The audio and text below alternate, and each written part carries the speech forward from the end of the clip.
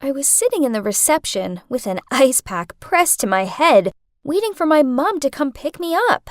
Ugh, that stupid rogue ball during PE! Oh, there she was, glamorous as always. She rushed over and hugged me, checking if I was okay. Then she guided me out of there and along the hallway. A group of teenage boys stopped dead and stared open-mouthed as we walked by. One even wolf whistled. Even my math teacher, who was walking out of his classroom, started readjusting his tie and waved over at us. No, those reactions weren't for me. They were for my mom. She's just too beautiful to ever be fazed by how men act around her. On the way back home, I got a message from my bestie, Minnie. I bet men would all compete to win a date with your mom. She was like a goddess earlier. I giggled to myself. The thought of a bunch of adult men competing to win my mom's affection amused me.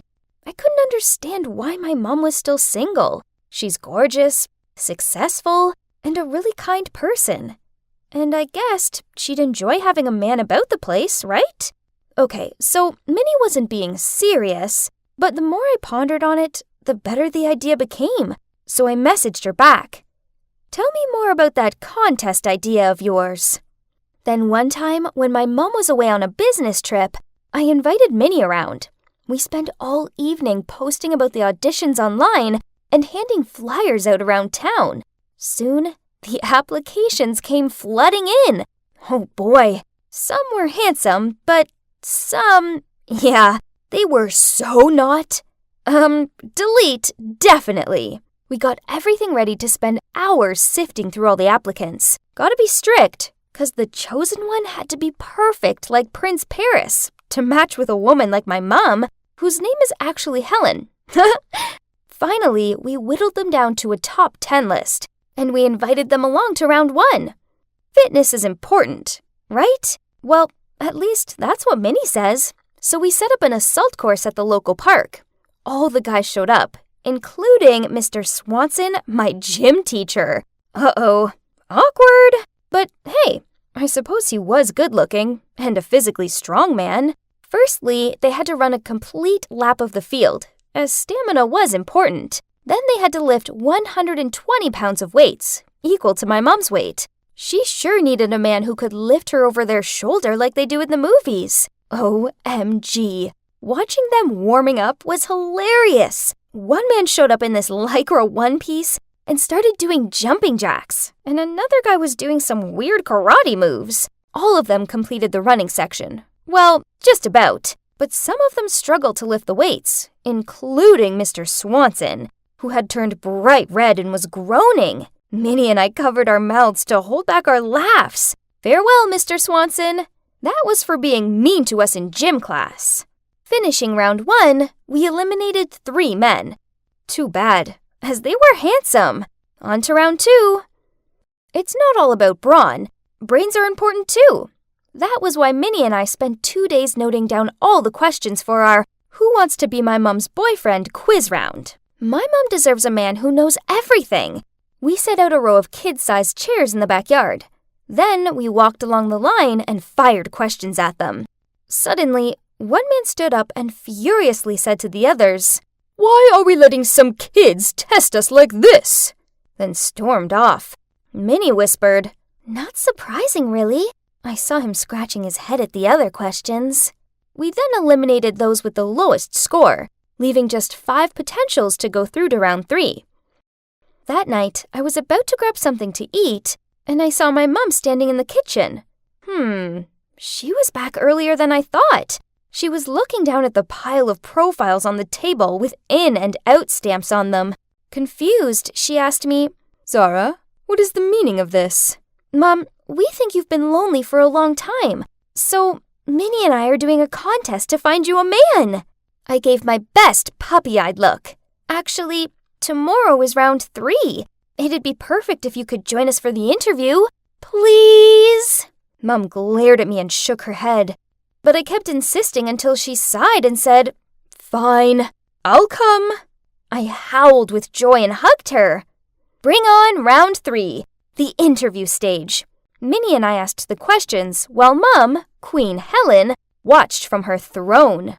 The first one, Tyler, waved over at Mom and said, "Helen, do you recognize me?" My mom just smiled politely. Turned out, Tyler had a big crush on my mom since they were both in high school. Then when Minnie asked him to show us his talent, he ignored her and said to Mom, "Oh, Helen, I've never stopped loving you. You remember back then when we—" I shouted out, interrupting him. "Not impressive enough! Next!" The second one stepped in. Simon. Ooh, he was wearing a suit and seemed like a gentleman. "Maybe you don't recognize me," Simon spoke up. My mom's smile disappeared. "I'm Simon, the head of the engineering department in our company." Simon must have had a crush on my mom for a long time, but she sure didn't even know he existed. His talent performance was to help fix 2 faulty computers in my house. Useful, but honestly, it wasn't rocking enough. Plus, him being my mom's colleague was awkward. Duh! As soon as the third one, James, walked in, Mom sat up with a surprise. "Helen, I miss you so much," he sincerely said. Mom immediately motioned me to eliminate him, then got up and went inside. It was revealed that James was her ex-boyfriend from their college days. Okay, creep. Oh well, 2 guys left. The next one was so dreamy. He looked like he belonged in a boy band. Minnie and I clasped hands excitedly. "Hi, I'm Daniel. Nice to meet you, ladies." Daniel's smile totally melted Minnie and I. "I don't know if you ladies know, but I live on this street." Seriously? How did I not know a handsome neighbor like this? He then took out his guitar and played a song. OMG, this guy deserves straight A's.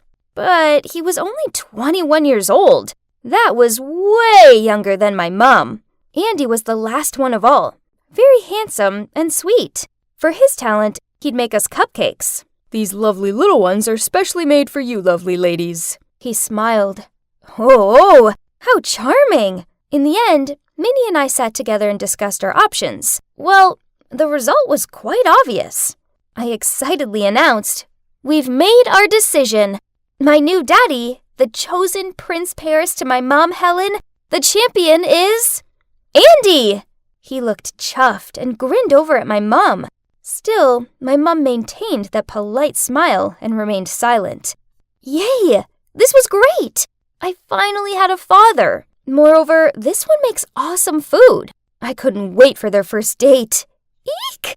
Now let me tell you, the date went amazingly. Andy took my mom and I to this fancy restaurant in town. He pulled the chairs out for us, ordered food he thought we'd like, then he started serving us the coolest stories ever. He really is a gentleman.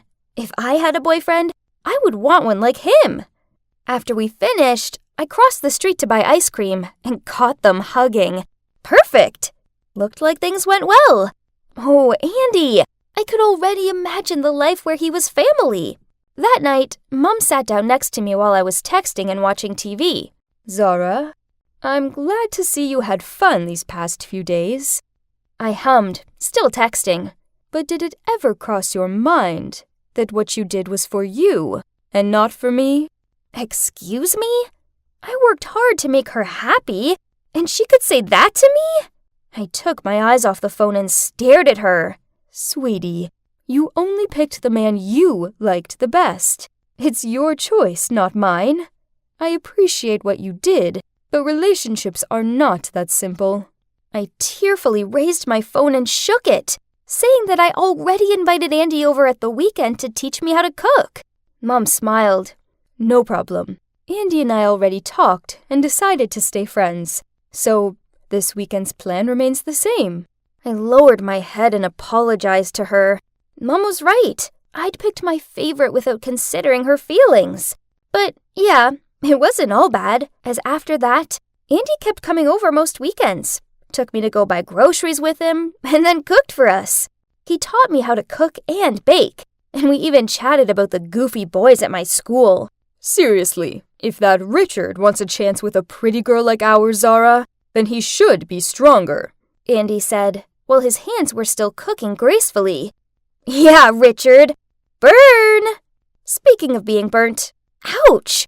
Yes, it was me who had just burnt myself in the oven thinking about all this. Andy rushed over. guided my hand over to the faucet and ran it under cold water. Oh geez, he was so caring and thoughtful. Unlike those childish guys my age. Soon it was my sweet 16th, and of course, Andy was the chef for dinner. Mum and Minnie just had to light up the birthday candles. Then, as I watched Andy through the candlelight, I knew I couldn't lie to myself anymore. I was in love with him. I spent days planning for the best confession to him.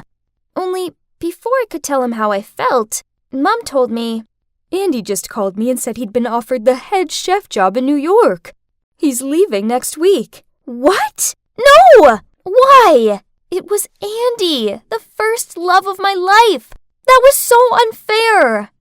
We didn't get any chance to see him until the day he boarded. Mum and I went to the airport to see him off. I couldn't bear watching him go, so I glued my eyes on the floor while he was still excitedly chatting with my mom.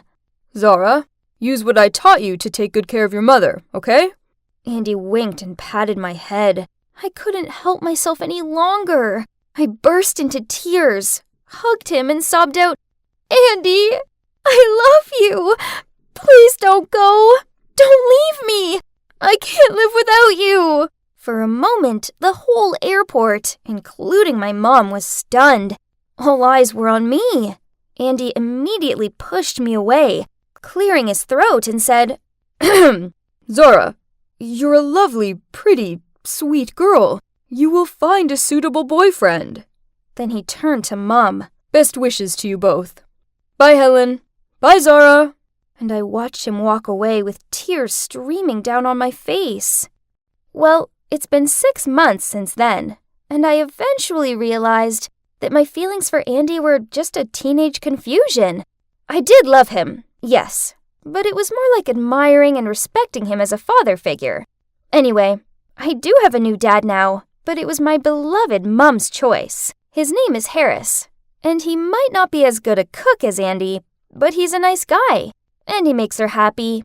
And of course, we still keep in touch with Andy. Both his career and his love life are doing really well in the Big Apple. I've learned my lesson. Life's full of choices, some good and some not so good. But sometimes, however much we want to, we can't make choices for other people. Instead, we just have to take a deep breath and let them make their own. High school has started, and it's going pretty well. I'm currently seeing this very cute guy in math class. Guys my age are not that bad, to be honest.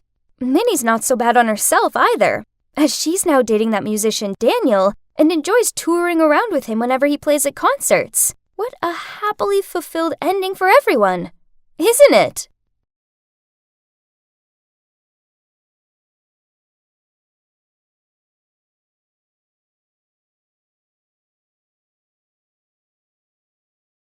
Why haven't the results of the sketch contest been published yet?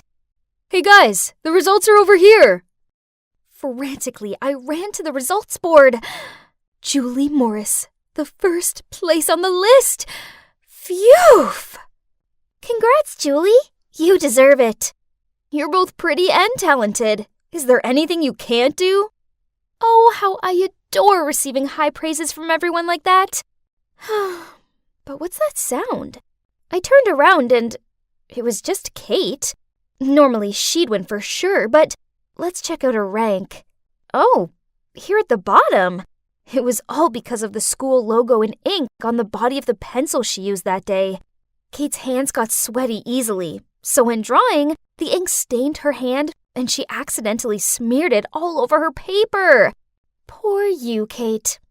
But you know what? I'm just simply better than you.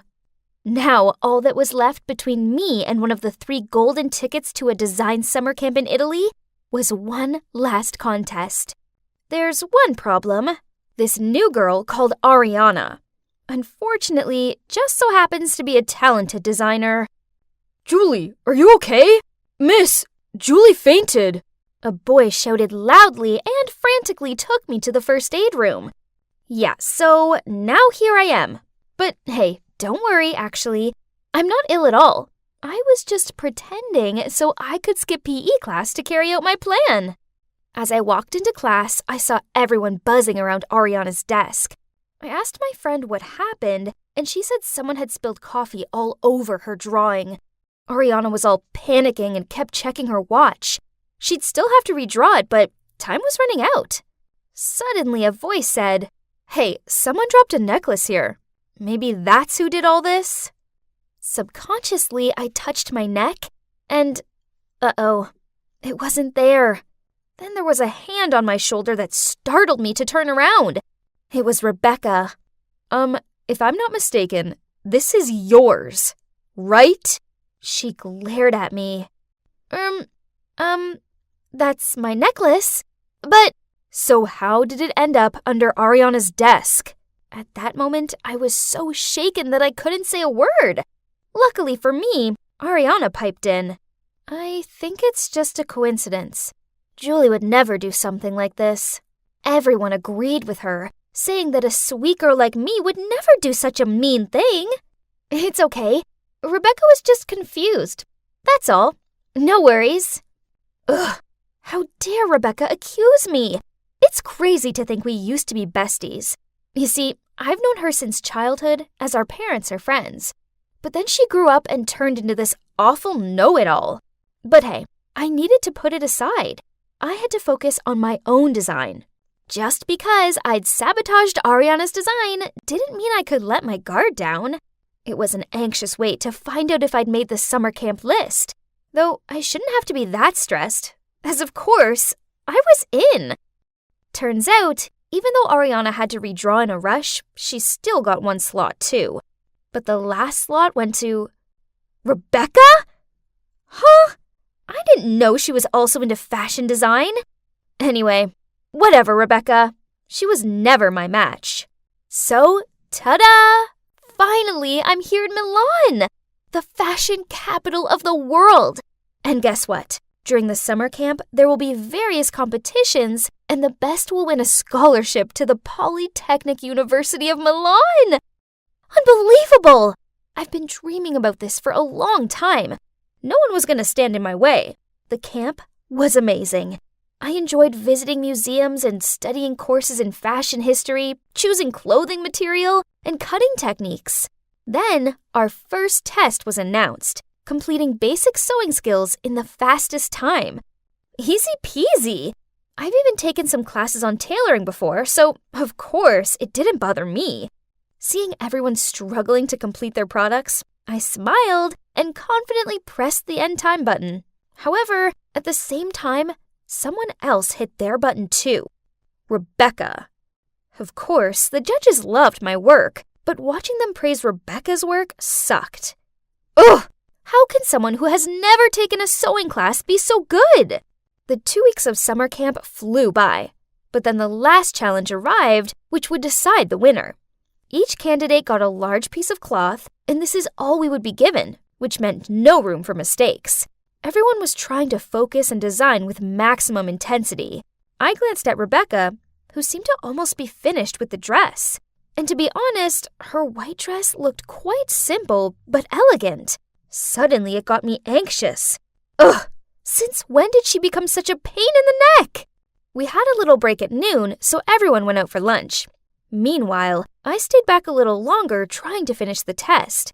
I just didn't feel like eating, knowing that my dress was not perfect yet. But only, I wasn't able to concentrate on my design. I kept staring at Rebecca's mannequin instead. Should I do this or not? If anyone finds out, then everything will be over. But if I lose, then my dreams will be shattered anyway. Something inside of me kept urging me to go straight to Rebecca's work and immediately splash ink on that white dress. My heart thudded with a mixture of excitement and guilt. Then I quickly fled the scene. When everyone returned to the room and saw Rebecca's dress, they gasped in shock. Huh? Why was Rebecca the only one not panicking? She calmly took a brush, dipped it in the inkwell, and walked towards the dress.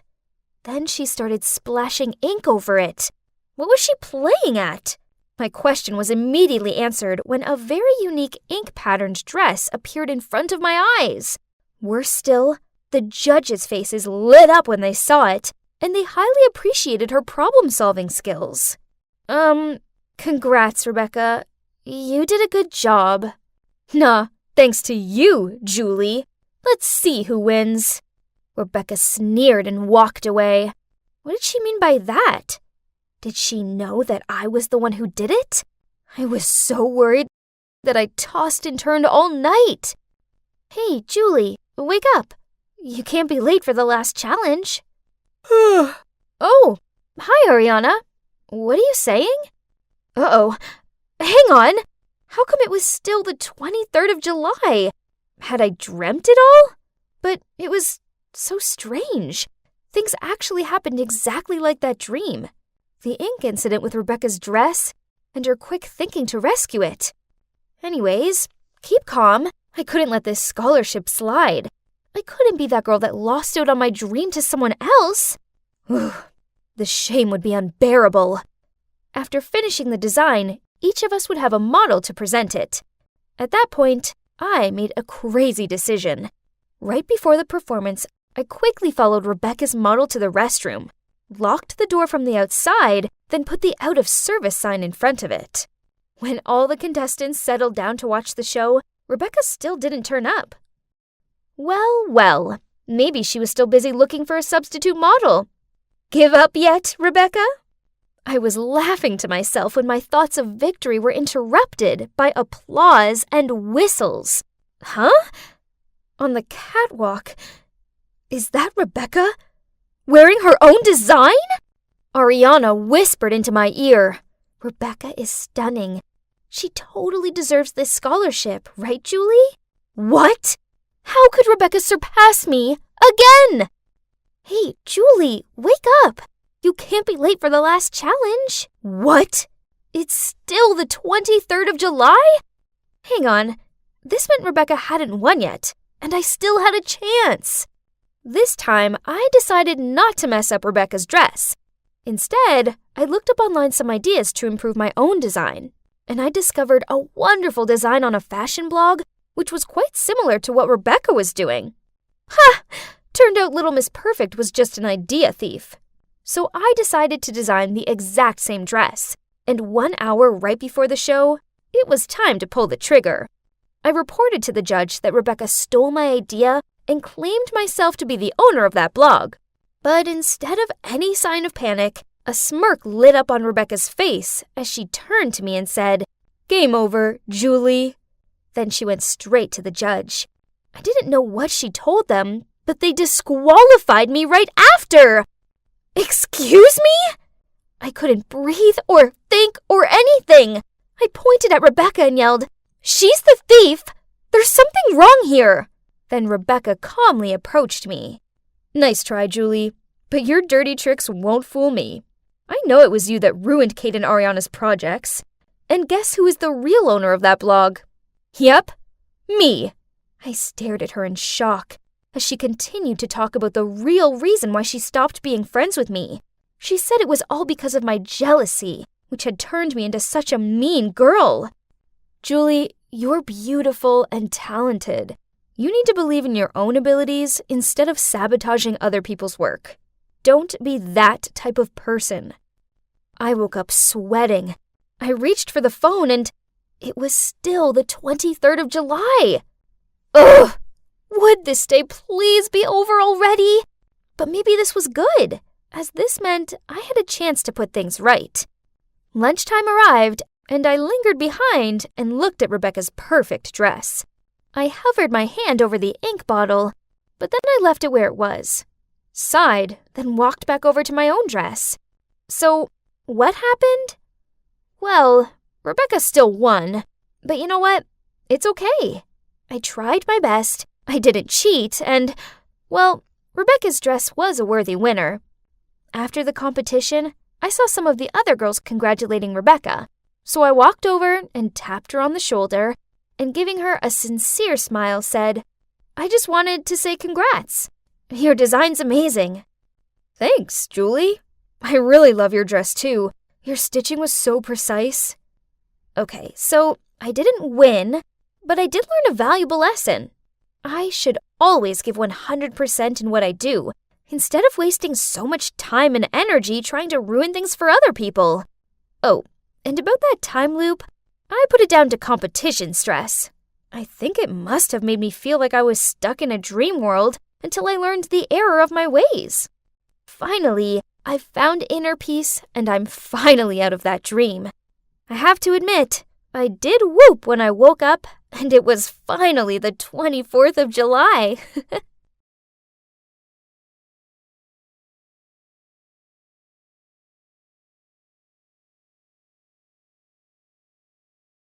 Emma, your teacher, Mrs. Holm, called again.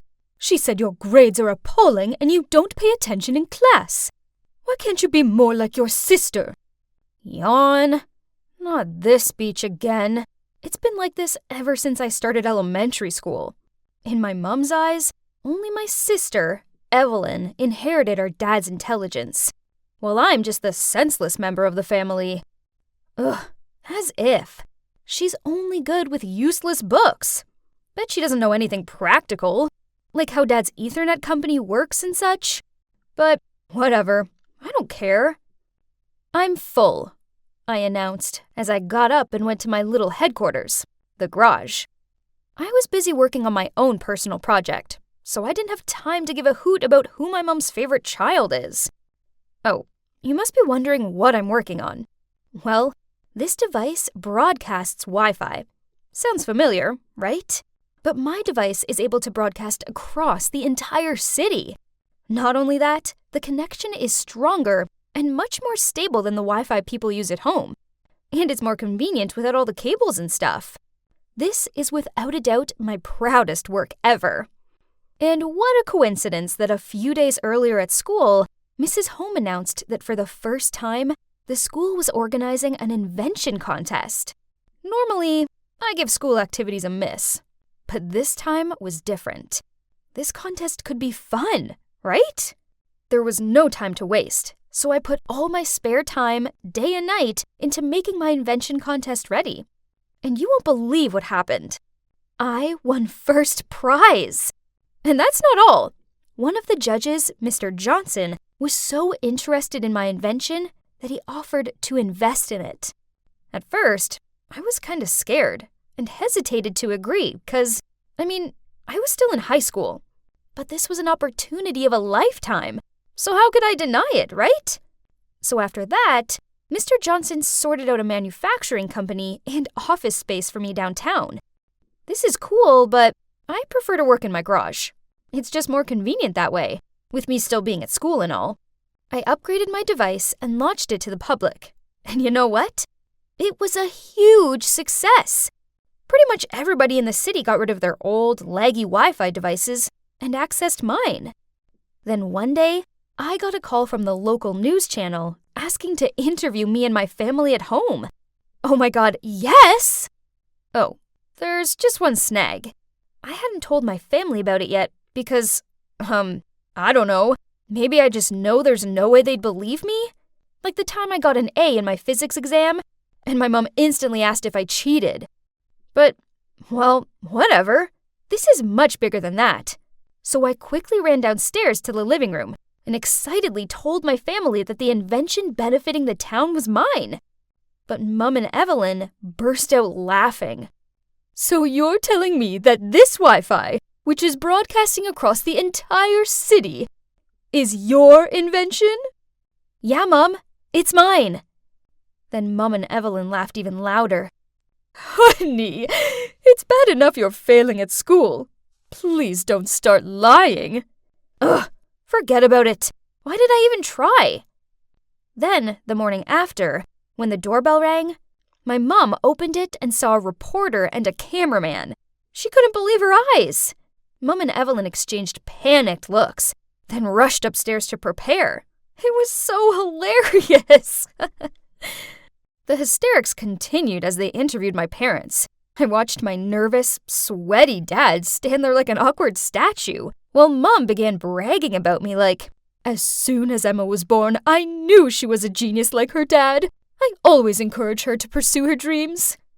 Jeez, and the Oscar goes to my mom. I didn't know she could act that well. To be honest, since I could remember, Mom never said anything nice about me. Ever. But now that she knew I was the mastermind behind the town's Wi-Fi, she would probably treat me differently, right? Wrong. Then one night I came downstairs for a glass of milk and overheard Mom and Dad talking in the living room. Emma is such a selfish child. How badly will this affect your business? The truth is, the company's going through tough times. But don't worry, we're trying everything we can. Huh? Did I do something? And what's wrong with Dad's company? I tried to eavesdrop more, but suddenly I heard my dad standing up from the couch, so I quickly ran upstairs to my room. The next day, Dad forgot to take his lunch with him to work, so Mom asked me to take it over. But when I got to his company floor, it was deserted. Huh? Where was everybody? Did everybody get a day off or something? But that couldn't be it, right? That evening, over dinner, I asked Dad. I went to your office at midday, but not a single person was there. What's going on? Mom suddenly put her cutlery down and gave Dad a shocked look. Is what Emma just said true? Dad lowered his head and sighed out. Yes, it's true. I temporarily shut the company last week. I didn't want you all to worry, so I didn't tell you. I'm sorry. What? How could you? You said you would fix it! That's when it hit me. But I deeply prayed it wasn't the truth. So I asked him, is it because of my device? Dad didn't answer me. He just glared sadly down at his dinner. But I knew what his silence meant. I was right. Suddenly, Evelyn stood up and screamed in my face. It's all your fault! You invented that stupid device, and now Dad's business is at stake! That's so typical of you. You never think before you act. Then she stomped off upstairs. I just sat there speechless. I just wanted my family to be proud of me, but instead, it seemed like they despised me more than ever. Then Dad turned to me and softly said, Emma, this isn't your fault. I was kind of waiting for my mom to say something. Anything at all. But she didn't. She just cleaned up the table. I felt really bad about what happened to Dad. But hey, now I had to work even harder so I could provide for my family, right? After that, Mom completely ghosted me. As for my sister, whenever our paths crossed, she gave me a dagger look and muttered out mean comments like, let's see how long it takes for your precious business to fail. I tried to ignore her, but then she took it too far. One Sunday, I was in my garage working away when suddenly I heard loud noises coming from outside. I opened the garage door to see a crowd of people holding signs saying, we lost our jobs because of you, and no job, no future. My God, they were protesters. I think they were from my dad's office.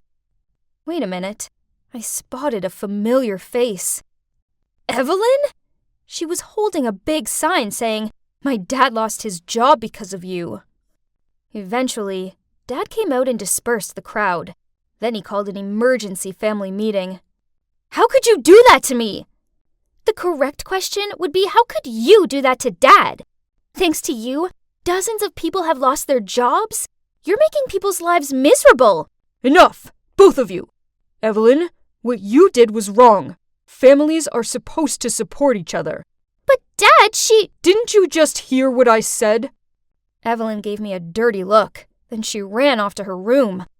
I looked at Mom, who was leaning against the wall with her arms folded. Did she agree with what Evelyn did? Or was she on my side? My God, please say something. But to my surprise, after that, my mother started talking to me again, and she was actually being nice. She even started cleaning my room and workspace. Whoa, this was new. Had she finally accepted me? Then one day, I received tons of emails complaining about my Wi-Fi. It took me all day, but I finally found the cause of the problem. My laptop. Somebody had tampered with it. It didn't take a genius to figure out who it was.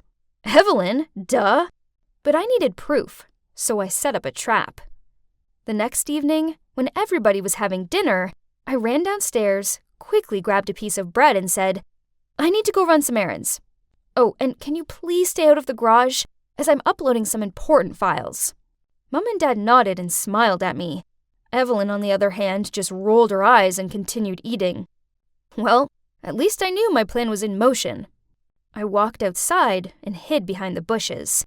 So, what's my plan, you ask?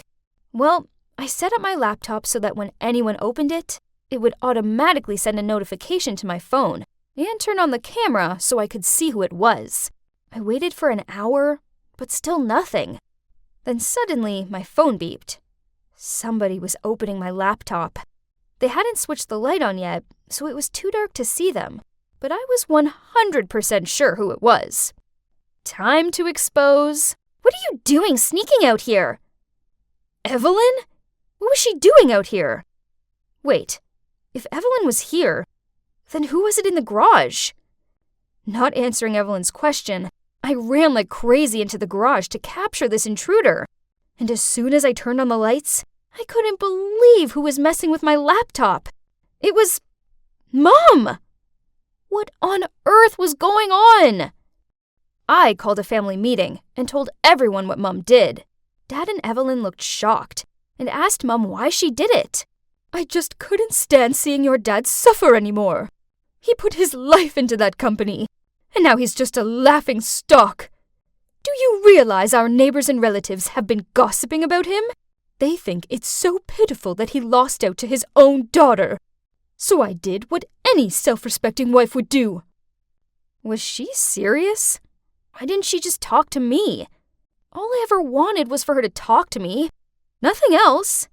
But no, she decided to go behind my back and try to sabotage my business instead. After her betrayal, I'd had enough. So I didn't speak to her and avoided her as much as possible. It was one thing for Mom to be cold towards me, but I never thought she was capable of doing this. This went on for weeks, and it got kinda tedious. Trust me, it's no fun trying to avoid someone in your own home. But then one day, I arrived back from school and saw Dad sitting in a corner in the living room, repairing his PC. Geez, he looked so miserable. That's when the truth hit me. This was his passion, and I took it away from him.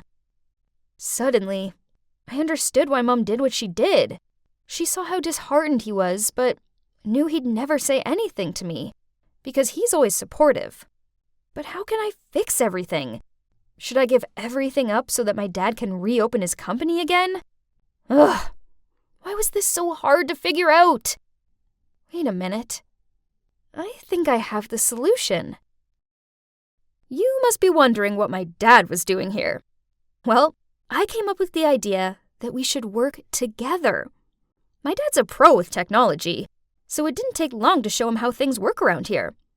Oh, and since my business has grown, we were able to employ some of his former work employees too. With Dad around to help, I have time to focus on my studies. Even Evelyn started helping out, and she was so good at it, I made her dad's assistant. Talk about a proper family business. Ha! As for Mom, we had a really long talk.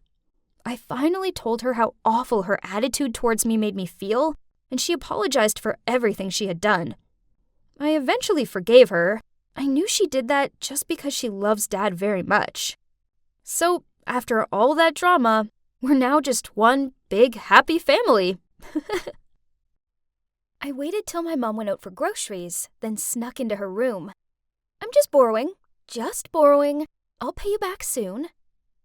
I know what it looks like. Trust me, I don't want to steal from my mom. But if I don't do this, then I could lose my boyfriend and my friends. Then I'll be lonely and sad and easy prey for mean kids to tease.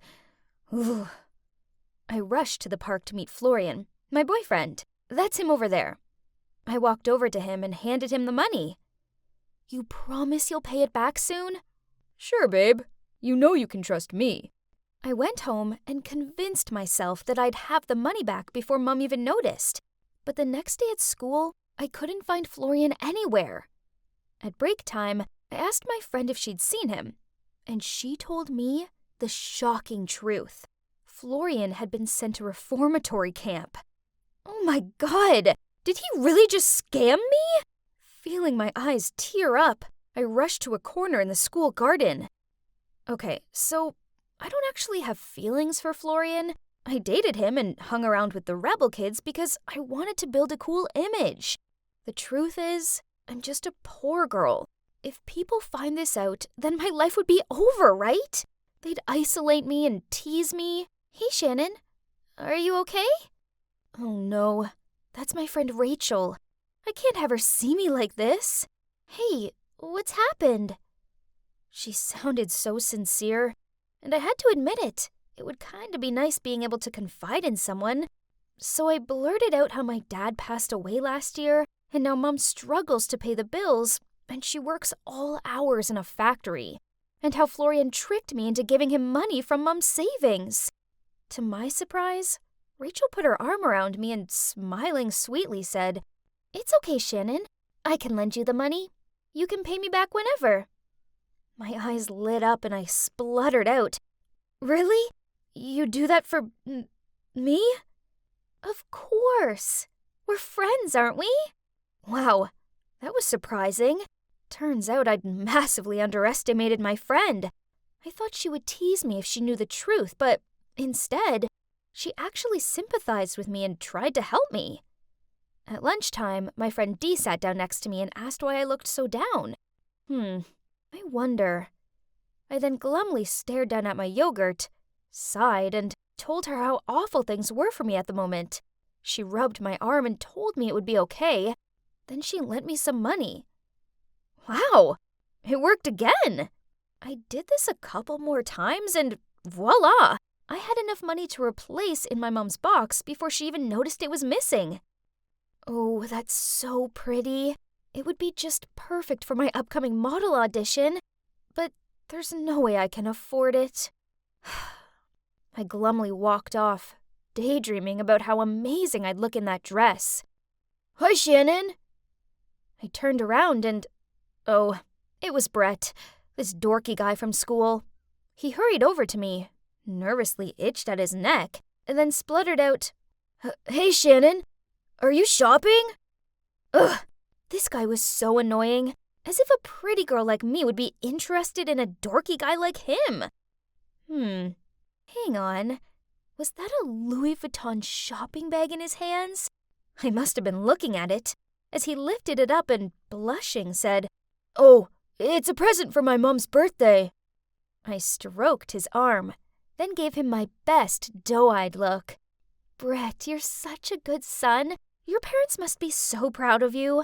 I wish I could get my mom something that meaningful too, but we're too poor." I sniffed. "I can't even afford this really pretty dress I need for my audition."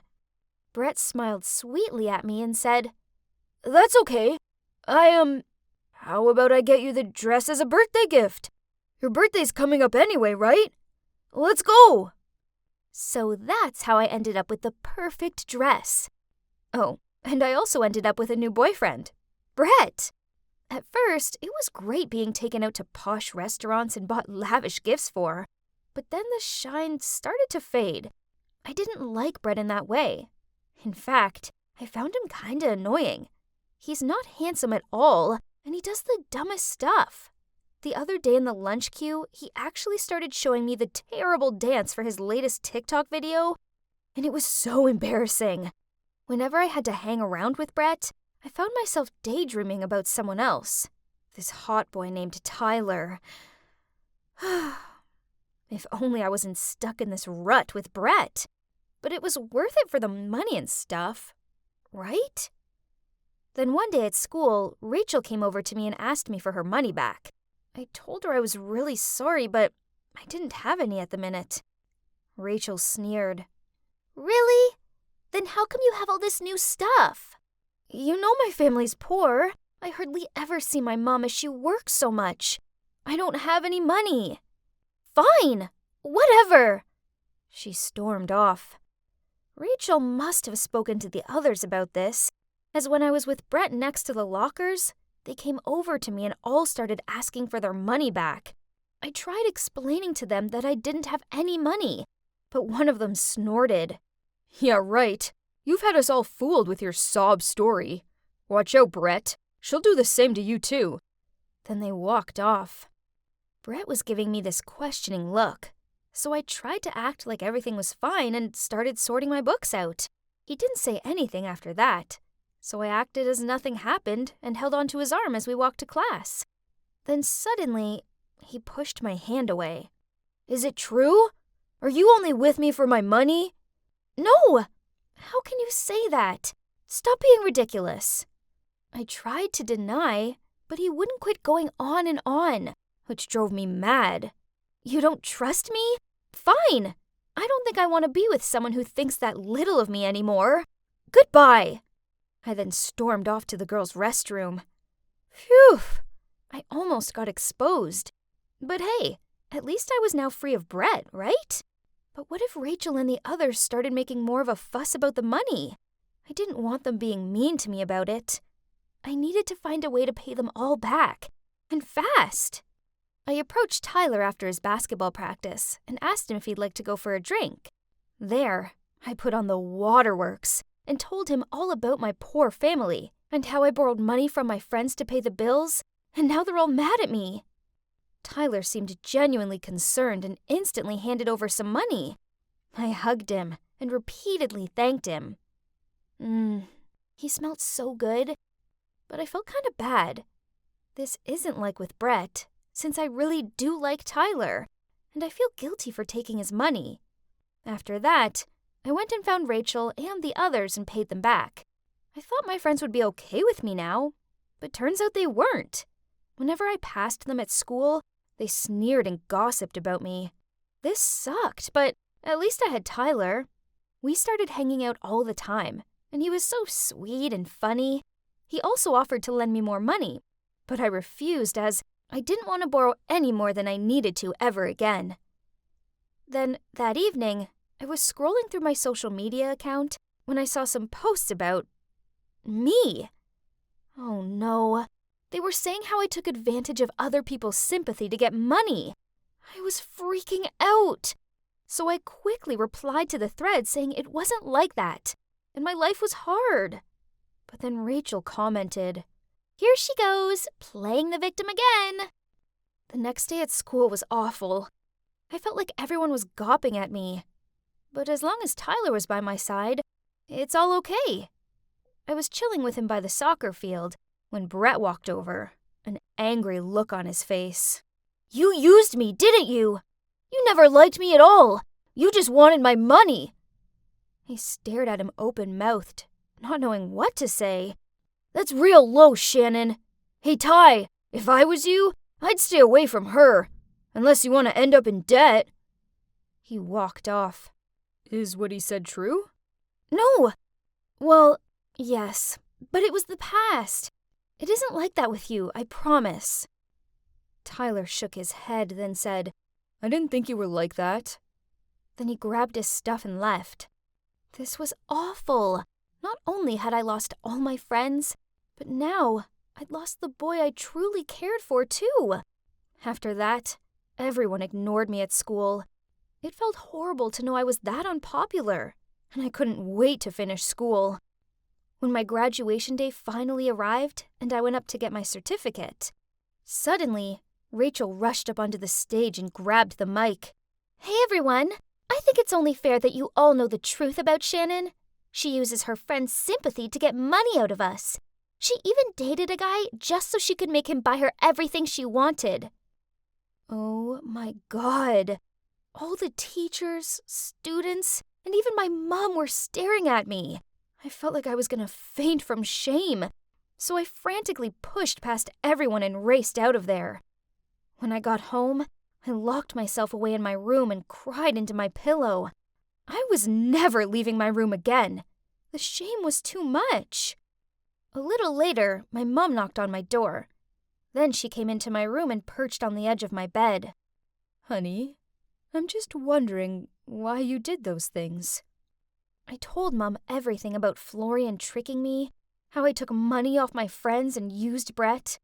Then afterward, I took a box from under my bed, opened it, and told Mom it was for her.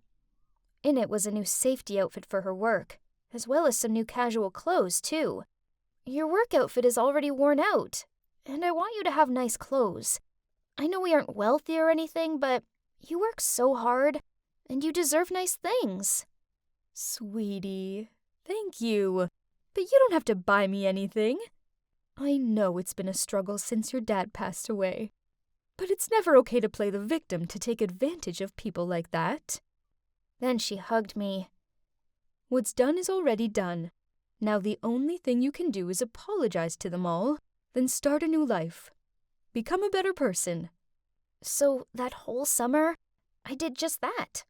I apologized to all of my friends, every single one of them. Well, except Tyler, as he was away all summer. Then I went to college for a fresh start. I swear, I won't make the same mistakes again. I've learned my lesson on that one. Oh, I'm so nervous. Tyler is in the city this weekend and he's agreed to meet me. Oh my God. There he is. This is it. I finally have the chance to apologize to him. I hope he forgives me and sees how much I regret what I did. This time away from him made my feelings grow even stronger. Oh boy, I just miss him so much. He still looks at me with that soft smile and such sparkle in his eyes. I can't lose him this time, and I won't. Wish me luck.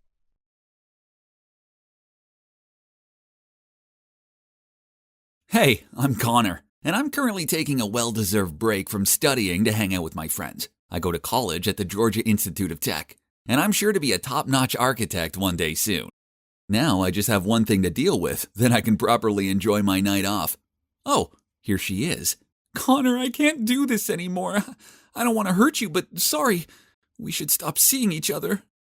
Well, every ending is a new beginning. Cheers.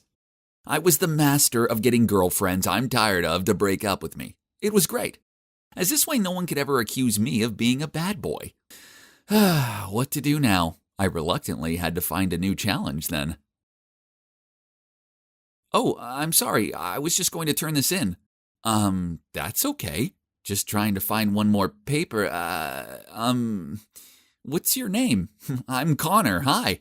Her sparkling eyes, her shiny hair, her soft hands.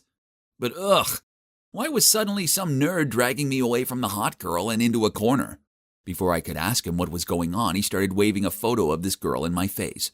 So it turns out this dude is called Patrick, and the girl in the photo is Paige, his girlfriend. Their parents are both influential sorts and organize their whole engagement. Sounds great, right? I mean, she's pretty cute. But no, he wanted me to find a way to make Paige break up with them. I've heard a lot about you. I need your help. I can't do this myself. Huh? Sure, I get it. A real man will never be the one to break up first. I might be able to help, but first, let's see what kind of person she is. The conversation started to become super serious. From the sound of it, this Paige girl was a genuine good-natured girl with a vulnerable side. So this needed to be handled with extra care, so that there wouldn't be any awkward family provocations from my client. Perhaps... Nah, this way wouldn't work. Neither would that way. I was about to give up when suddenly Patrick stacked a pack of money, approximately $1,000 on the table. Help me, then it's all yours. Whoa, that was a lot of money to me. It would get me the magnificent PS5 of my dreams. Besides, with my charm and handsome looks, I could make Paige fall in love with me and leave Patrick in no time. Genius! My debut had to be spectacular, so I looked online and hired some people pretending to be thugs to block Paige's path. Then I'd waltz in and rescue her.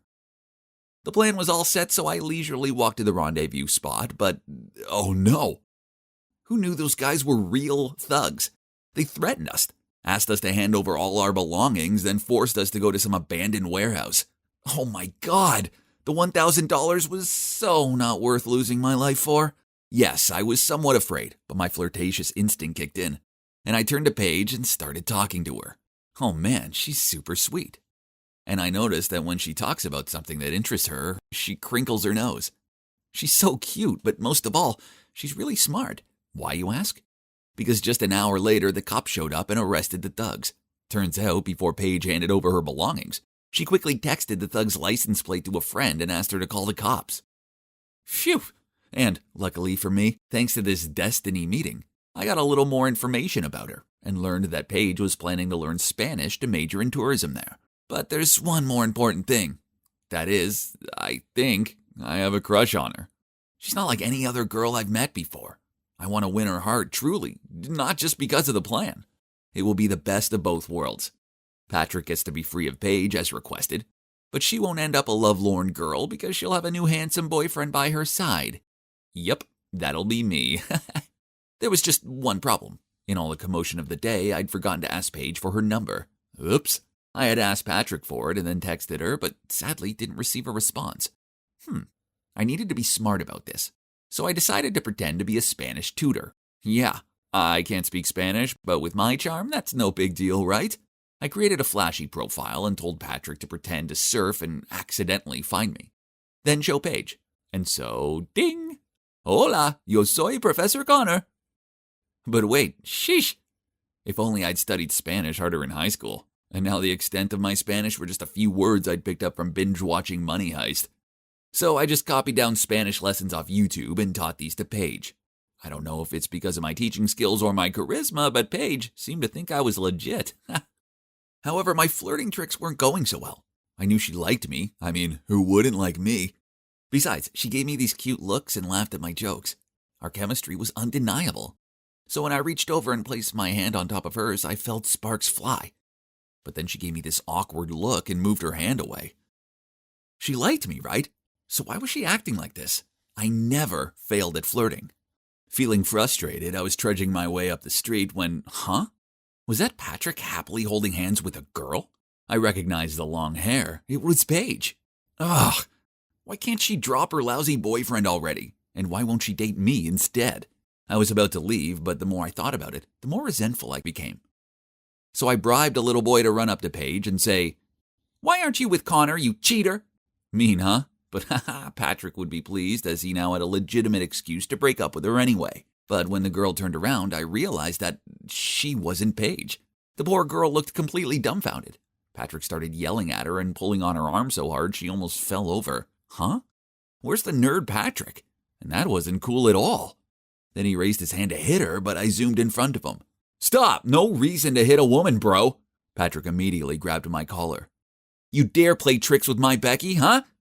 Seeing that, the shocked girl quickly ran away. No, I thought it was Paige, so I hired the boy just to give you an excuse to break up with her. Calm down, bro." Patrick reassessed the situation, then he cleared his throat and said, I was bored of Becky anyway, thanks." I was still shocked by this jerky side of Patrick when he immediately said, "By the way, you can stop the plan with Paige. I decided I like her now. Lately she's been so full of life and less clingy." He told me he would still pay me, then he hopped into a taxi. Ugh, that's the version of Paige when she's with me. I gave her that zest of life, you jerk. Whatever. From this day forth, he was no longer my client, and I didn't want his stupid money. It was time I told Paige what Patrick was really like, so I arranged to meet her in a cafe and told her everything. But when she got over the initial shock, she snapped at me. "I know this is all part of your twisted fabrication. I mean, you lied about speaking Spanish, and now you're just making up stories to break Patrick and me up." Then she threw my textbook back at me and stormed off. Oh man, that Patrick is such a slimeball. But I couldn't blame her for believing him over me. I'd seen firsthand how much of a wolf in sheep's clothing he was. I tried to find proof to show Paige, but that jerk sure covered his tracks. His whole nerdy bookworm facade was flawless. And he was still this sluggish nerd, wobbly clutching the bus handle to go to school every day. Ugh, what a con man. Just you wait, Patrick. It's time the world saw your true face. With such determination, I continued to spy on him around town. Then one time, like every other day, I was on duty when a group stopped me, accompanied by Patrick pointing at me. "Here's our sandbag." Uh-oh, looks like I was busted. The whole group gathered around me, fists ready. Yeah, I was pretty terrified. There's no way I could fight off a group this size. I raised my fists and prepared for pain, but then someone shouted, "Stop!" It was Paige. Suddenly, Patrick immediately changed his attitude and ordered the group to leave. He told Paige that I stole his stuff and his friends were helping him get it back. What? The swine! Connor isn't a thief, I know it for sure. There must be some misunderstanding. Please don't accuse him like that. Patrick's face changed. He grabbed Paige's hand and pulled her away, saying, "We're getting engaged at the end of this month. Say no more." Okay, so I may have gate crashed their engagement party, but I did hide at the back while the speeches were going on. Then to my surprise, as Patrick was talking, they both spotted me. Then Paige turned to him and shook her head.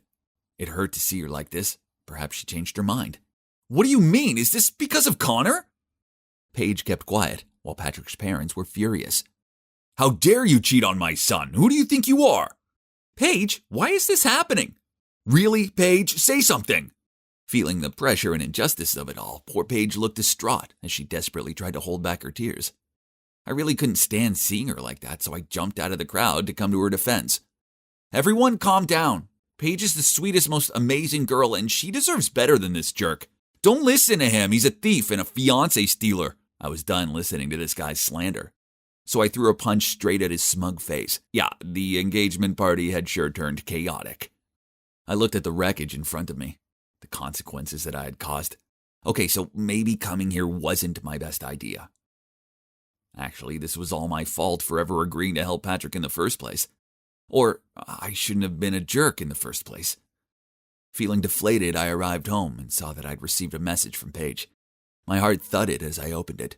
Thank you for everything, and try to practice your Spanish, as it's even worse than mine. Goodbye. And that was the last text she sent me. After that, I spent a month trying to contact her, but received no reply. So finally, I plucked up my courage to go to Paige's house, and was told that she'd left for Spain earlier than scheduled. Perhaps the shock was so huge that Paige wanted to leave this place as soon as possible. It was all my fault. I was the biggest jerk in this story, and now I'd lost the girl. Alas, vengeance is bliss. So I walked inside, went straight to Patrick's table where he was wasted in the arms of a bunch of girls, took a picture, and sent it to his family. What is done by night appears by day, my friend. A few days later, I heard that after being exposed, Patrick's parents had confiscated all of his bank cards. Even his current girlfriend dumped him. Ha! So that sealed the final breakup deal for my special guest. And now, guess where I'm at? Looking for the girl of my life, duh. And this time, I'm going to make sure I don't screw it up. Finally, after an 11-hour flight, I arrived at LAX, Los Angeles International Airport. It's awesome! I can't wait to see my mom. You see, my dad's French and my mom's American. We used to all live together in France, but then they split up and Mom moved back here. Of course, I've talked to her on FaceTime and stuff, but this will be the first time I've properly seen her in 5 years. I haven't visited before because Mom's a super successful businesswoman and she works really hard. That meant she wouldn't have the time to provide me with the attention I needed. But now that I'm 16 and I can look after myself, I'm finally able to visit. So, thanks to my dad and stepmom for my plane ticket birthday present, I'm now in sunny LA for a whole month. Not only do I get to spend time with Mom, but I also get to chill out in her enormous villa. Ah, bliss. But first, let's get all my luggage, then find a taxi to my mom's. Yeah, unfortunately, she couldn't come to pick me up since she had some work to do. But no problem, I can handle this myself. Okay, maybe I spoke too soon. It's been half an hour and my luggage was nowhere to be seen. Then, this handsome guy approached me and said, "Hey, looks like your luggage has gone AWOL. Do you need any help?" Cute and helpful. I could totally get used to US guys. I showed him my ticket, and turns out I was waiting at the wrong carousel. Oops. After guiding me to the correct one, this guy, whose name I found out was Zach, even pulled my luggage down for me. But one of my cases got stuck and burst open, causing everything to tumble out. "Girl, it's not your lucky day, is it?" He burst out laughing. Oh well, at least it wasn't all bad. I mean, a cute guy had rescued me, right? He helped me pick up my things, then he offered to drive me to my mom's house. After some 30 minutes, he began to slow down. I looked out the window and, oh my God! This is the chicest villa ever! The pool, the tennis court, the palm trees. It was exactly like a movie star home. I was gawping at the villa when suddenly I heard a car engine sound. Startled, I turned around to see Zach zooming away. "My suitcases!" I yelled. Ugh, My laptop and iPad were in there too. Oh God, why is this happening to me? And on my very first day in the US? At least I still had my phone and passport with me. Phew! So I called my mom. Needless to say, I was a distraught mess when she arrived. Who'd have thought that such a kind-looking guy would turn out to be a thief? Anyways, my mom could buy me new clothes and things, and I could still have an amazing time in her villa, right? Mom led me to my room and told me to get some rest. After that disaster, I was dead exhausted, so I quickly fell asleep on the comfiest bed ever. When I awoke, it was dark outside. I realized I hadn't eaten anything since the flight, so I went downstairs and checked the fridge and cupboards. Huh? They were all empty. I was still digging around in the kitchen when my mom returned with some burgers. Sweetie, I only got back from my business trip yesterday, so I haven't had time to go to the grocery store. Let's just eat fast food today, okay? I didn't mind, as it was awesome to have dinner with my mom again after such a long time. I took a look around the room. There was barely any furniture here. My mom said that's minimalism, a trendy lifestyle in LA nowadays. Less is more. How cool is that? The next morning we went out, but what's with that old rusty car? Seeing my confused look, she quickly explained that this was only temporary as her car was being serviced. But then Mom couldn't get the garage door to open. Turns out, normally she had her own chauffeur, but since I've traveled thousands of miles to visit her, she wanted to drive herself. Aw, how sweet. In the following days, my mom and I enjoyed ourselves in LA. Sunbathing by the pool, spa days, shopping. This is definitely the best vacation of my life. At least until that morning, I was awoken by a loud quarrel. Looking down from the stairs, I saw Mom in the living room with a strange woman. She was pointing at the couch. Geez, that's where I spilled soy sauce yesterday while eating sushi. Then Mom appeared and sounded flustered. She told me to quickly pack my things as we were leaving. Mom, is there something wrong? Oh, nothing, sweetie. It's just that the couch is dirty, so let's just get someone in to clean the entire villa. Wow, Mom would deep clean the whole house just because of a soy sauce stain? How rich is she? So, where will we stay this time? A luxurious 5-star hotel? Or a magnificent mansion in Beverly Hills? But then the car came to a stop in front of some shabby apartment building. Huh? This couldn't be right. Mom told me this was her friend's spare apartment, so we would stay here a few days for convenience. Elena, it's probably best if you stay away from the people in this area. They don't have the same lifestyle as us. You know what I mean. Ugh. Yeah, this place was the opposite of the villa. Cramped room, hard bed, and the bathroom didn't even have a bathtub. Since moving here, Mom didn't take me out anymore. In the evenings, she dressed up all elegantly and went out to her fancy work meetings. On one such evening, I was sitting alone watching YouTube, munching on French fries for the 5th time this week, when there was a knock on the door. I opened it, and standing there was a scruffy guy, claiming to be Frankie, the landlord's son. I told him there must be a mistake, as we were only here for a few days. Then I went to close the door, but he blocked it with his foot. Miss Anita has rented this apartment for 2 years. What do you mean a few days? I just saw her take a cab at the front door. Don't lie to me. No, my mom is a successful businesswoman who has a villa in Brentwood Park. Then you must have mistaken your mom for someone else. In short, remind your businesswoman mom to pay the rent. Then he sneered and walked away. How dare he say that? And why did I keep on running into jerks? Ugh! When Mom returned, I told her what had happened. I thought she'd find it funny or something, but nope. Instead, she got really mad. You shouldn't have opened the door to him. I told you not to socialize with the people here. Okay, hearing made-up lies about yourself like that must suck, but did she have to be so furious about it? The next morning, I was drinking tea on the balcony when suddenly I saw a familiar face passing by down the street. My God, it was the jerk from the airport. Zach! That thief! I shouted, rushing down, but when I got there, he disappeared. I was still exasperated when a voice came from behind. "What on earth are you doing screaming this early in the morning?" I turned around to see Frankie leaning against the wall with his arms folded. "None of your business, swindler." "Huh? Swindler? What do you mean?" "Quit lying. I already told my mom all about you trying to con money out of me." Is that so? So, you think I'm the liar?"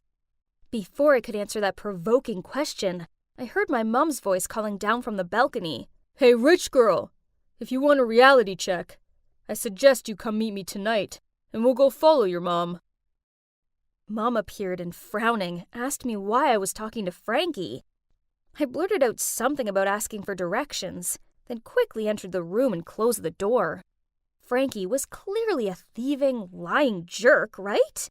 But then, why were his words lingering in my mind? I had noticed a few strange things, such as when we were at the villa, I asked Mom where the cutlery was, but she couldn't remember. But then in this apartment, she immediately got it. Plus, why was there a photo of her in the bedroom when this was her friend's place? That night, when Mom was getting ready to go out again, I spotted her necklace. Only, it was actually my necklace. The one that had been stolen along with the rest of my stuff. My dad got that necklace custom-made just for me, so it was a one-of-a-kind, but why did Mom have it? I complimented her on it and asked her where she'd got it from.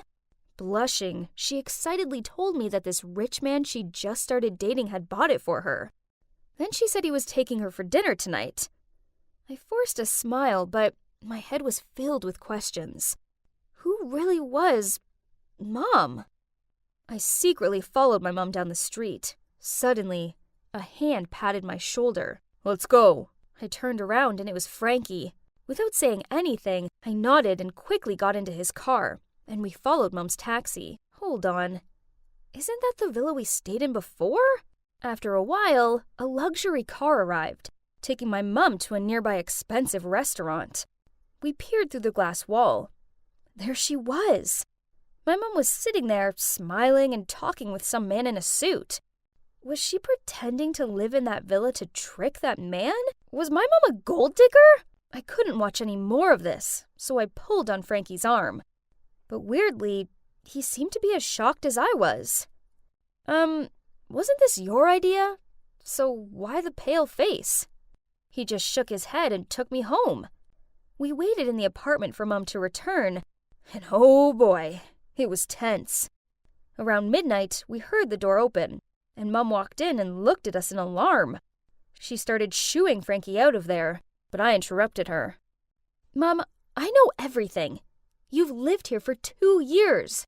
You're poor, and you scam rich men." "Sweetie, it's not like that. Please calm down and I'll explain everything to you." So, it turns out, after divorcing my dad, she was determined to go back to the US and succeed at business. But she failed, and she was so embarrassed she lied to me and Dad. Then when she heard that I was coming to visit, she spent the little savings she had on renting a swanky villa for me. But when I accidentally spilled soy sauce on that expensive couch, she couldn't afford to fix it, so we were kicked out. As for the man I was with tonight, I ran into him while walking outside the villa. He's rich and nice. He likes me and I like him too. But what about that necklace? Mom, it's actually mine. It was in my stolen suitcase. My mom gave me a confused look, but before she could say anything, Frankie blurted out, "That man's a fraud." Mom and I gaped at Frankie as he turned to me and said, "I'm sorry, but I think you guys need to know the truth." Then Frankie told us how that man was none other than Zach's dad. After taking me back to the villa, Zach figured my mom was rich, so he persuaded his dad to come and flirt with her. "But how did you dig up the dirt on these guys?" "Because I know Zach. When I saw Elena chasing him, I knew he'd stolen from her. But he's my friend." "Great! So you've both been lying to me!" Then I rushed into my room, locked the door, and burst into tears. The next morning, Mom knocked on my door, but I ignored her. Elena, I get that you're upset with me, but I've left a sandwich here, so please at least eat something. I'm really sorry. Just wanted to be the perfect mother for you. Her words caused me to sob all over again. But I can say, from the bottom of my heart, I feel sorry for her. After that, I opened the door and hugged her tightly, and then we both blubbered into each other's arms. I'm leaving LA today, with Mom. She's moving back to France with me, where she can start afresh. While I was dragging my suitcase to the taxi, Frankie appeared and apologized to me. I just shrugged and told him it didn't matter anymore. I mean, at least he came clean in the end and saved my mom from that swindler. Hey, rich girl. Good luck. And, feel free to keep in touch. So, what now? Well, Mom is settling back into French life. She has a new job and a chic apartment. I go and stay with her each weekend, and it's good to finally spend time with the real her. As for Frankie, well, we send each other lots of Snapchats. So, okay, maybe I kinda like him. I'm planning to visit him in the summer. Hopefully my next trip to the US won't be as crazy as my last one. So, here I am, practicing this tricky pose. I must not fall over.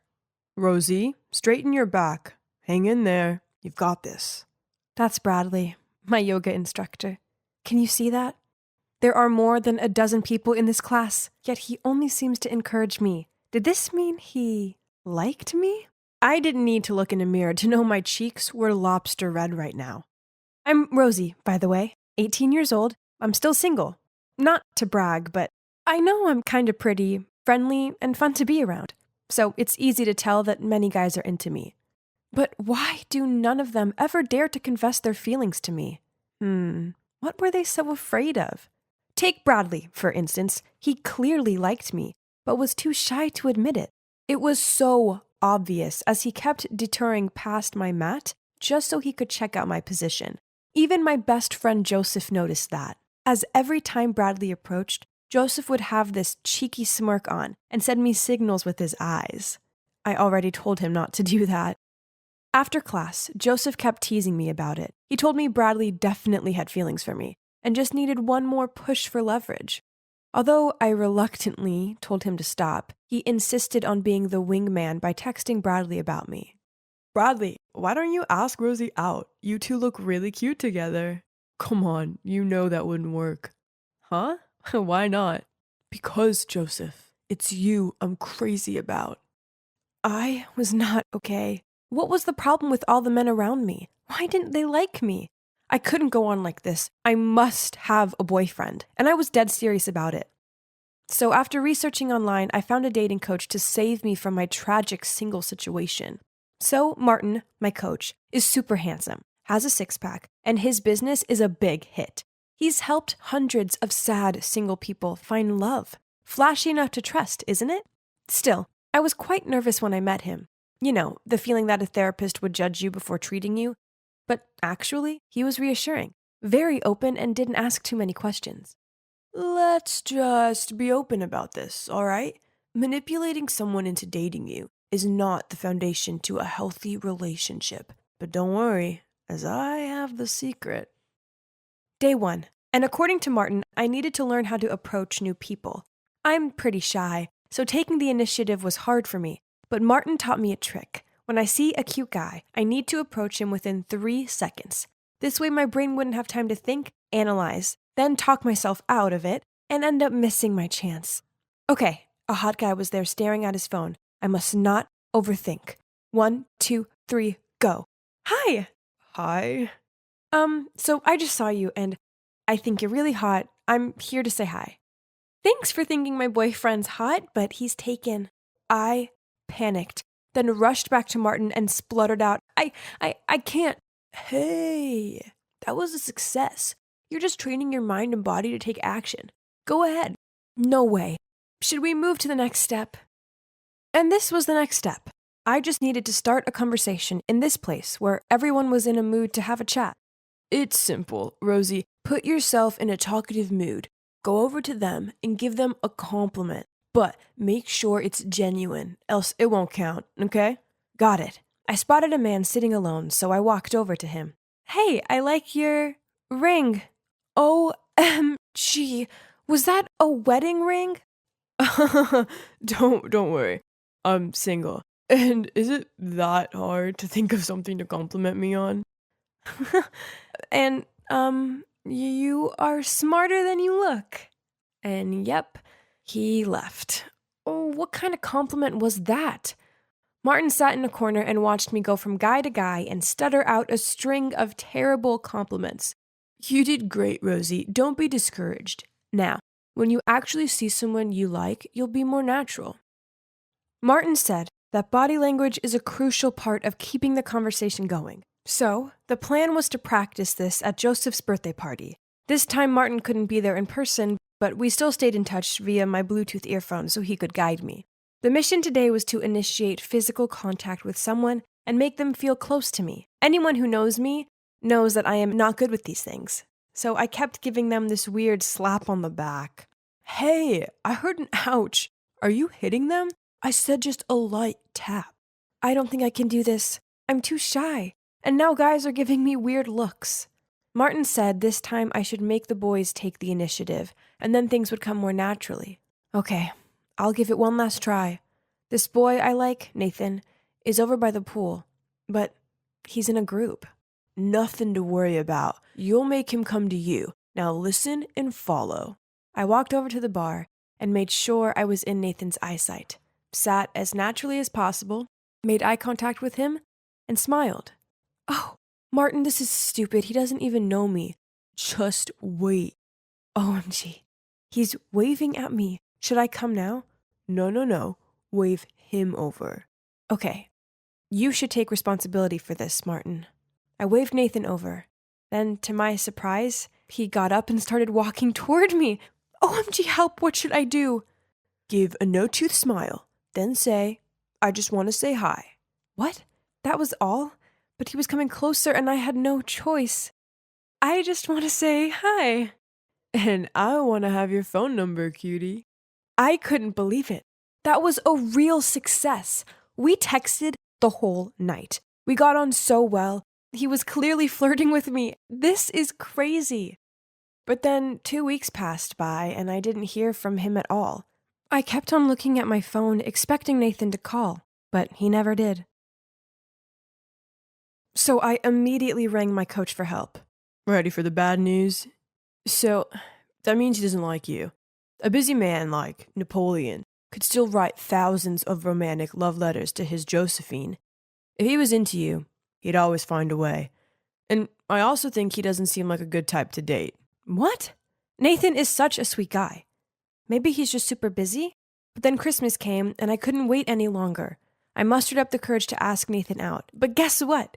He invited me to his house to enjoy Christmas with his family instead. Oh, wow.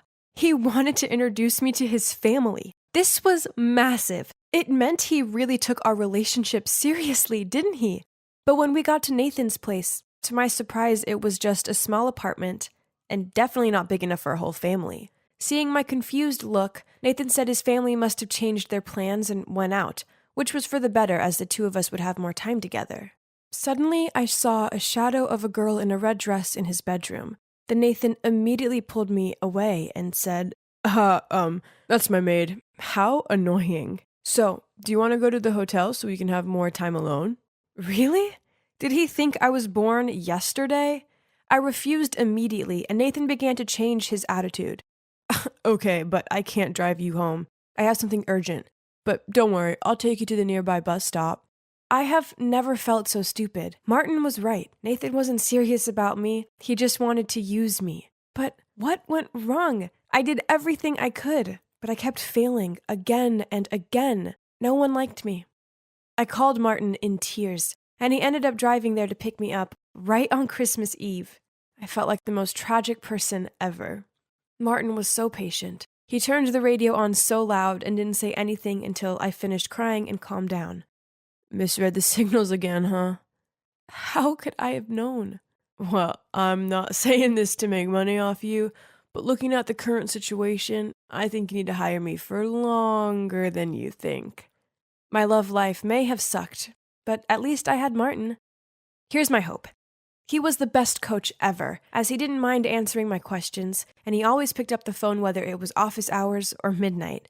Then one night I was out with my friends. I drank a few too many wines and phoned Martin up and slurred out a load of drunken nonsense. He immediately came to pick me up and drove me home, saying that he needed to make sure I got home safely. He was such a sweet guy. I felt something, but then reassured myself that he was just being nice. But Joseph insisted that Martin was only acting this way because he liked me. Seeing everything he did, and you still have to wonder about his feelings? Dummy. Believe me, I'm not wrong this time. Mr. Six-Pack is crazy about you. Congrats. Thinking about it, it did make sense. So I started stalking my coach on social media and daydreaming about him. Then taking Martin's own advice that I needed to make my feelings known. So, on Valentine's night, I myself made this box of chocolates and took them round to his. I took a deep breath, then rang the doorbell. But then standing at the door was him holding hands with another girl. I awkwardly said, Don't you like me? I mean, you taught me that when a guy likes a girl, he'll always be there for her. You picked me up in the middle of the night, and you always listened and comforted me when I was sad. You even brought me hot tea when my Aunt Flo came to visit. Doesn't everything match up? Rosie, I was just being nice. Sorry, but you've confused the signs. Again. I was totally dumbfounded. I couldn't face the thought of seeing Martin ever again, so I blocked him from my life. In the following days, I was under a variety of emotional states, from extreme stress, heartbreak, embarrassment, then disappointment because of my extra delusion. I struggled with insomnia almost every night and tried to bury my feelings by binge-eating junk food. Just 2 weeks later, I looked at myself in the mirror. There were dark circles under my eyes, my skin was dry and flaky, and I felt bloated and sluggish most of the time. Seeing myself like that reminded me of something Martin had said. How can you expect someone else to love you if you don't love yourself? I knew I needed to change, so I started eating more healthily, working out, and finding me time.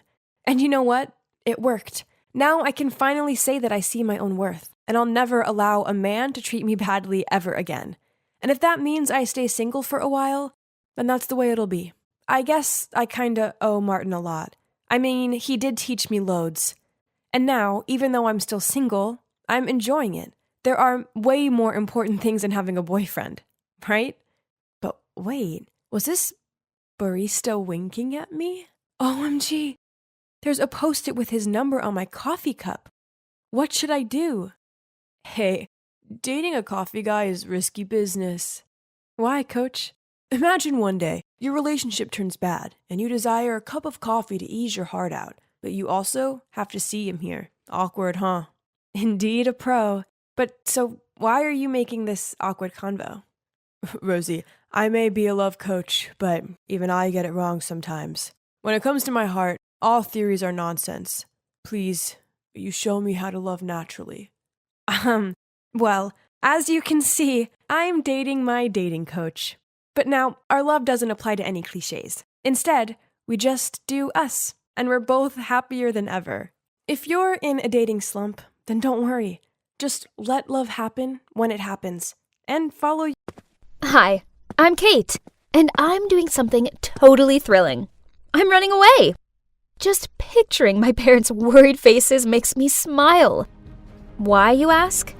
They deserve it for trying to send me, their beloved only daughter, to some disgusting girls' boarding school. Yuck! No parties, the grossest uniform, bossy supervisors, and no hot-muscled guys. Ooh! That place is for nerds, not me. An it girl and the founder of Clique Chic, our school's exclusive group for the hottest, most sought-after girls. To be a part of the club, you must be really fashionable, you know? I'm talking about a wardrobe full of the latest designer must-haves, manicured nails, and the glossiest hair. Only girls as dazzling as us can make the school hallway our catwalk stage.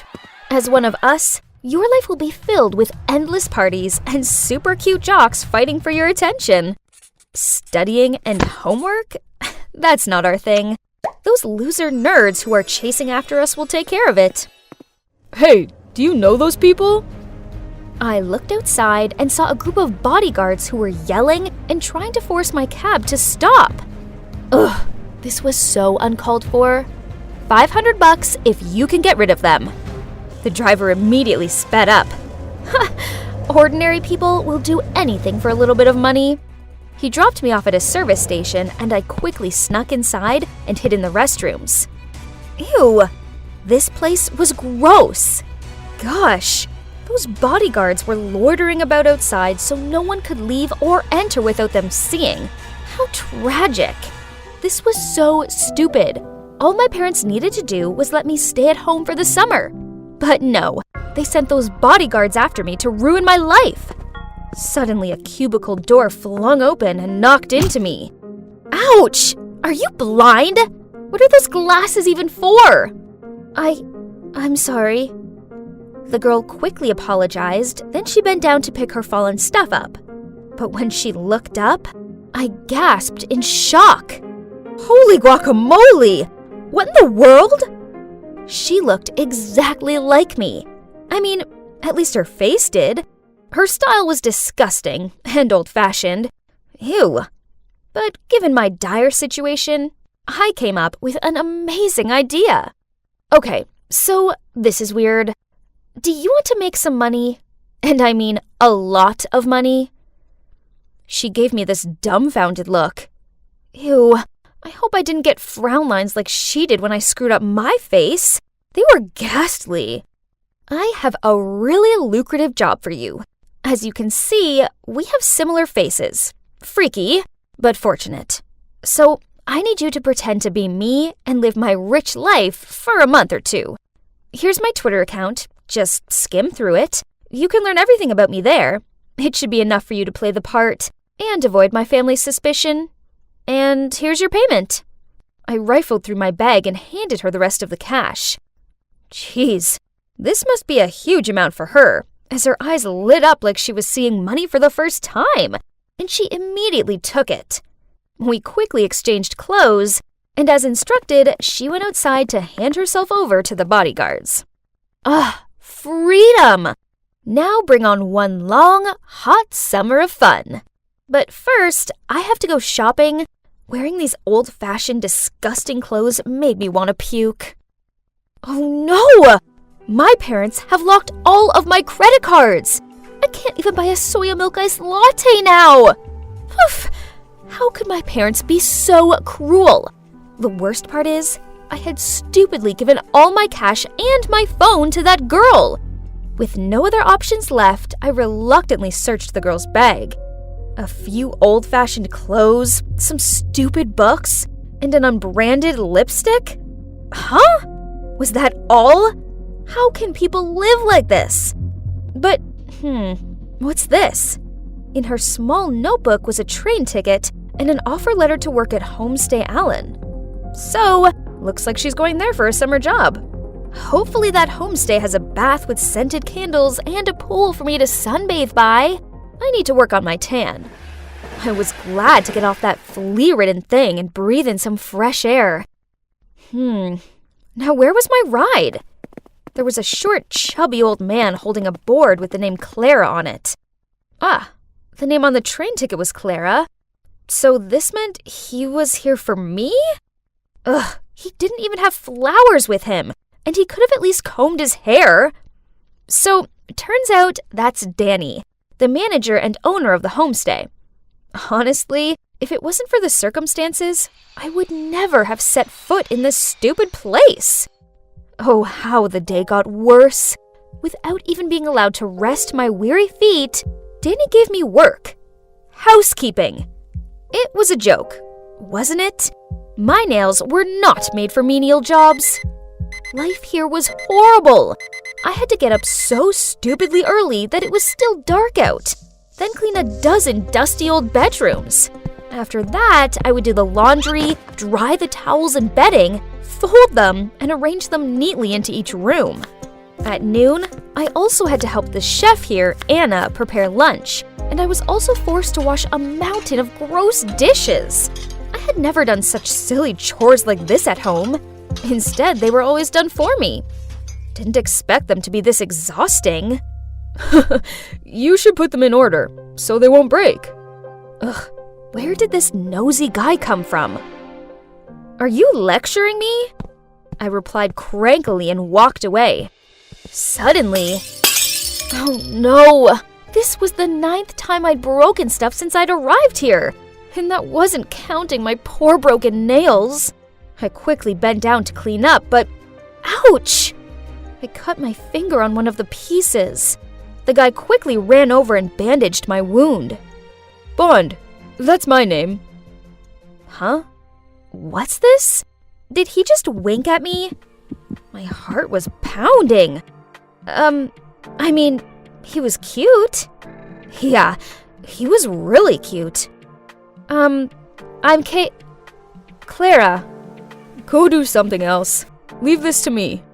Realizing that I'd been staring at Bond for a while, I hurriedly got up and rushed to the kitchen. Nice to meet you, Clara. I'm your new colleague. Well, that's not so bad. At least I have someone to share my workload with and to chat.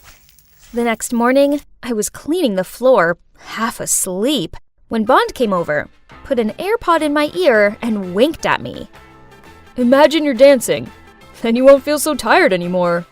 Okay, this sounded kinda lame, but at least no one else was around to see me, so I decided to just go with it. So I gave it a try, with Bond, and I relaxed a little. Well, I didn't expect it to be so much fun. That night, as I was about to turn off the light, I heard a knock at the door. It was Bond.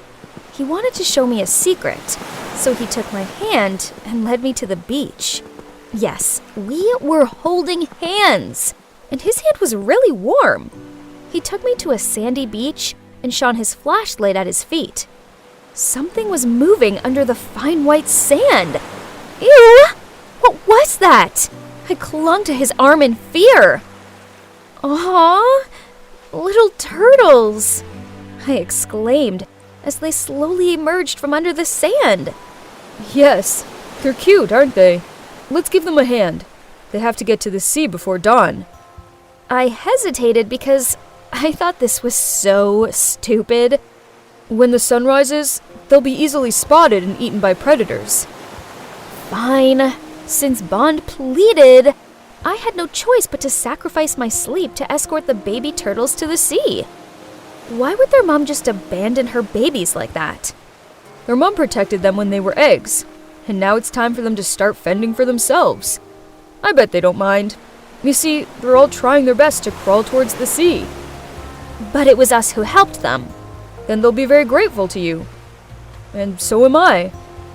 Whoa, I'd never felt like this before. It felt like my heart was aching, but in a good way?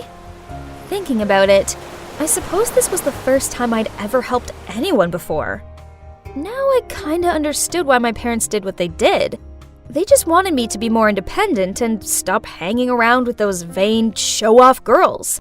They sure would be pleased if they could see me now, with this sweet and gentle guy. He was the total opposite of the rich boys back home. When I was hurt, he made sure I was okay.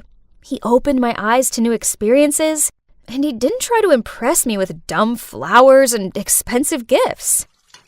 I've been thinking about Bond all day, and this is the 1001st time I've peeked at him. I think I'll have to confess my feelings before I go crazy. So that evening, after finishing all my work, I knocked on Bond's door. Huh? Why was a teary-eyed Miss Anna standing there? Then she told me the shocking truth. Bond had left without saying goodbye. Panicked, I walked into the room, but there was nothing left of his. Nothing! No! This couldn't be happening! I hadn't even had a chance to confess yet. The next day, I felt so down. It sucked not having Bond here. But then in my zombie state, I accidentally picked up the newspaper at the front desk. OMG. On the front page was a picture of Bond! God, I couldn't believe it. He was the son of a famous billionaire and they were looking for him. Turns out, I wasn't the only one who'd run away from home. But why did he leave so suddenly? He could have told me the truth. He could have said bye. Ugh! My untold feelings for him felt like an unreachable splinter in my side. I couldn't carry on like this. I needed to find Bond. With my meager salary, I got on the train back to the city, imagining seeing Bond again. This is without a doubt the most nervous I'd ever been in my entire life.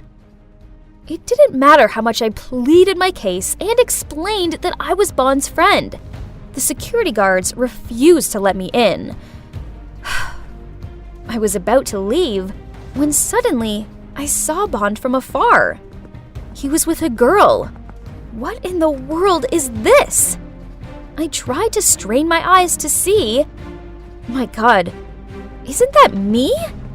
No, it's the girl I hired to pretend to be me. What was she doing with Bond? And why did they look so close? Could it be?